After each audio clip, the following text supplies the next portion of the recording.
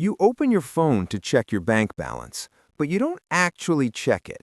You just hover over the app for a second, then close it. You tell yourself you'll look lighter. Later that night, you're lying in bed running numbers in your head. Rent, the credit card, that subscription you forgot to cancel, the retirement account you know you should be contributing more to, the emergency fund that isn't really a fund, just whatever happens to be left over. You think about how you should be investing. You've heard about index funds. You've seen the charts that show what happens if you start early. And you know, somewhere in the back of your mind, that you're not starting early anymore. So you feel behind. You feel like you should be doing more. And the worst part is, you're already tired. This video is going to explain why money feels so hard, and it's probably not the reason you think. It's not about income. It's not about discipline. It's not about what you don't know. It's about sequence. You're doing things out of order, and that single mistake is making everything heavier than it needs to be. Here's what I want you to understand before we go any further. Money has a correct order. There is a sequence to building financial stability, a progression that reduces stress at each stage and prepares you for the next. When you follow that order, each step becomes easier. When you skip ahead or try to do everything at once, each step becomes heavier. Most financial stress doesn't come from not doing enough.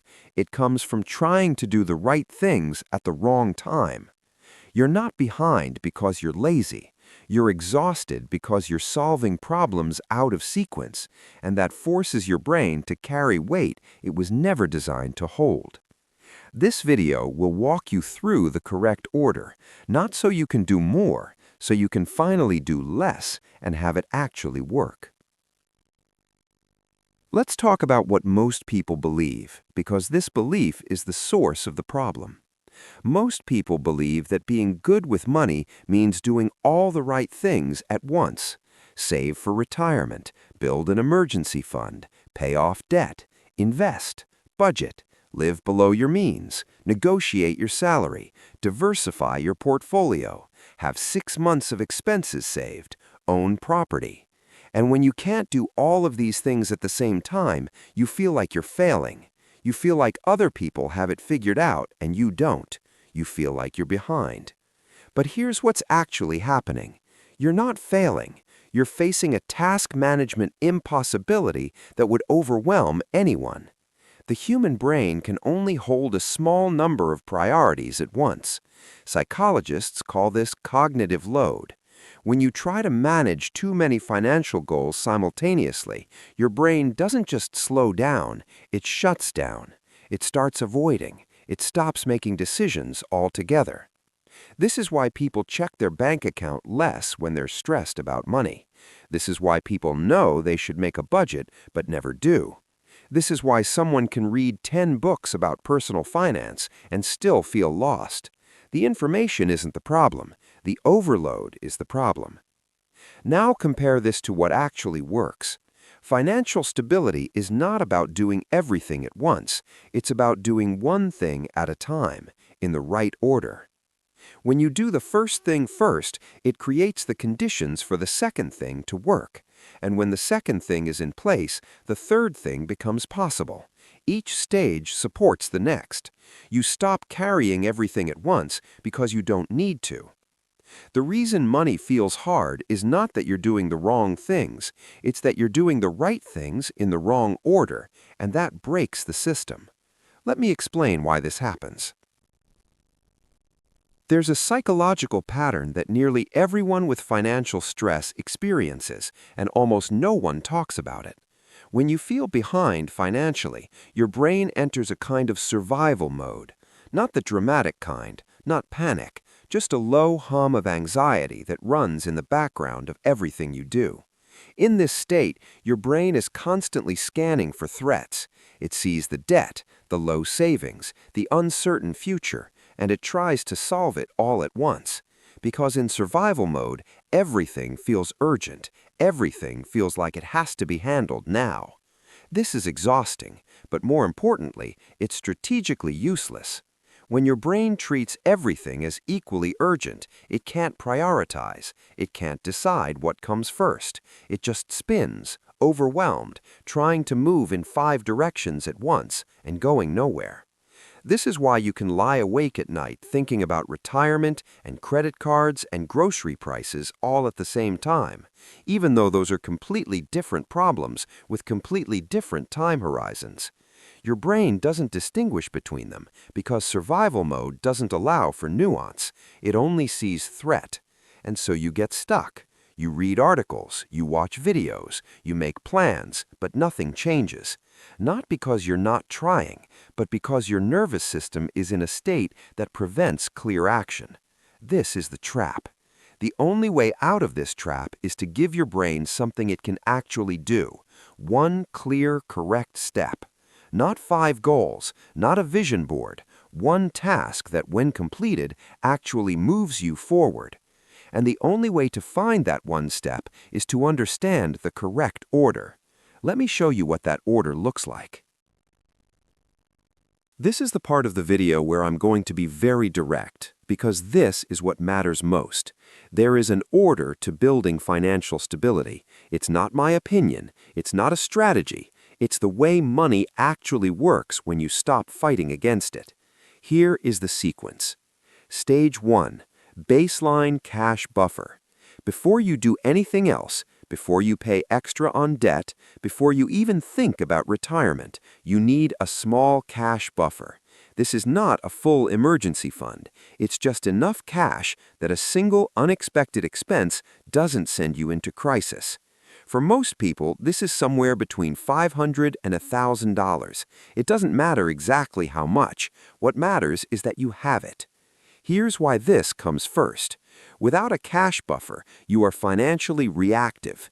Every surprise, a flat tire, a medical bill, a broken phone, becomes a financial emergency. And emergencies don't just cost money, they cost mental space. They break your ability to plan because they force you back into survival mode over and over again. A cash buffer isn't about the money, it's about buying yourself the mental room to think clearly. Until you have this, nothing else works. You can try to pay off debt, but one surprise will wipe out your progress. You can try to invest, but you'll end up pulling the money out at the worst time. You can try to budget, but you'll abandon it the moment something goes wrong. This is where it starts. A small amount of cash that sits between you and chaos. Once this is in place, you move to stage 2. Stage 2. Stabilize your expenses. The next step is not about saving more, it's about knowing where your money goes. Most people skip this because it feels tedious. They want to jump to investing, to debt payoff, to the exciting stuff. But without expense clarity, every other financial decision is a guess. Stabilizing your expenses means one thing: understanding your actual monthly spending. Not what you think you spend, not what you hope you spend, what you actually spend. This doesn't require a complicated budget. It requires looking at your bank statements for the past 2 or 3 months and answering a simple question: where is the money going? The goal here is not judgment, it's information. You are trying to build a clear picture of your financial baseline, because until you know what your life actually costs, you cannot make intelligent decisions about debt, savings, or investing. Once you know your real expenses, you can answer questions like, how much surplus do I actually have each month? Where is money leaking without benefit? What spending is non-negotiable and what spending is flexible? Without this clarity, financial advice is useless. Every strategy depends on surplus, and you can't manage what you don't see. Once your expenses are stabilized and visible, you move to stage 3. Stage 3. Eliminate high-interest debt. Now and only now do you focus on debt. Not all debt is equal. High-interest debt, especially credit card debt, is a financial emergency. It compounds against you. It eats into every dollar you earn, and it makes future progress slower.